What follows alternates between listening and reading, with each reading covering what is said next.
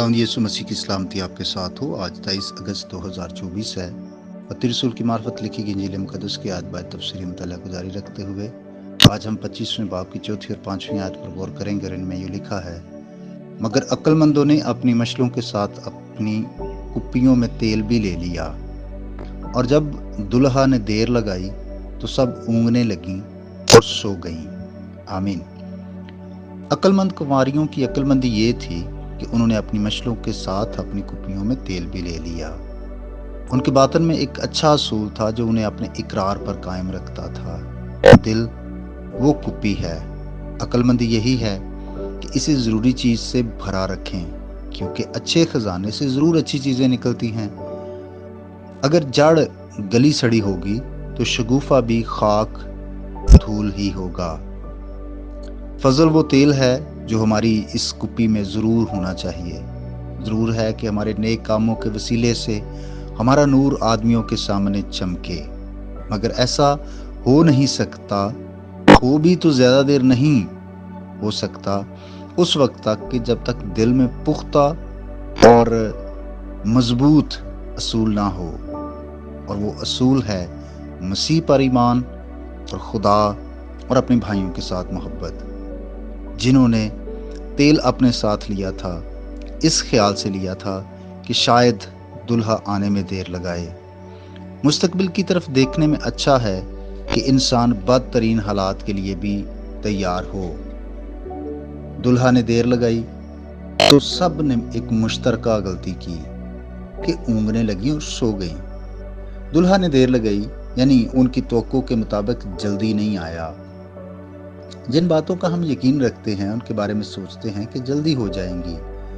हमें लगता है कि मसीह देर लगा रहा है, हालांकि हकीकत में देर नहीं लगा रहा। बेशक मसीह देर लगाए और हमारा वक्त गुजर जाए, मगर वो मुकर्ररा वक्त से ज्यादा देर नहीं लगाएगा। दुल्हा ने देर लगाई तो उसका इंतजार करने वालियां बेपरवाह हो गईं और भूल गईं कि हमारा ध्यान कहाँ होना चाहिए। वो सब ऊँघने लगीं और सो गईं, गोया उसका इंतजार छोड़ दिया। जिन्हें यकीन था कि वो जरूर आएगा, मगर अचानक आएगा। जब उनकी तवक्को पूरी ना हुई तो ये नतीजा अखज़ कर बैठी कि उसका आना यकीनी नहीं।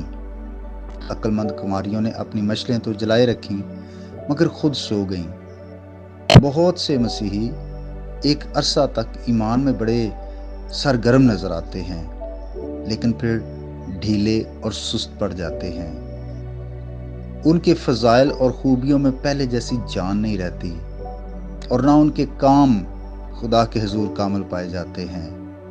अगरचे उनकी सारी मोहब्बत तो ख़त्म नहीं होती, लेकिन मसीह के साथ पहले सी मोहब्बत बाकी नहीं रहती। ज़रूर है कि हम ढीले और सुस्त ना पड़ें, बल्कि ईमान में सरगर्म रहते हुए खुदा के साथ और एक दूसरे के साथ मोहब्बत रखें।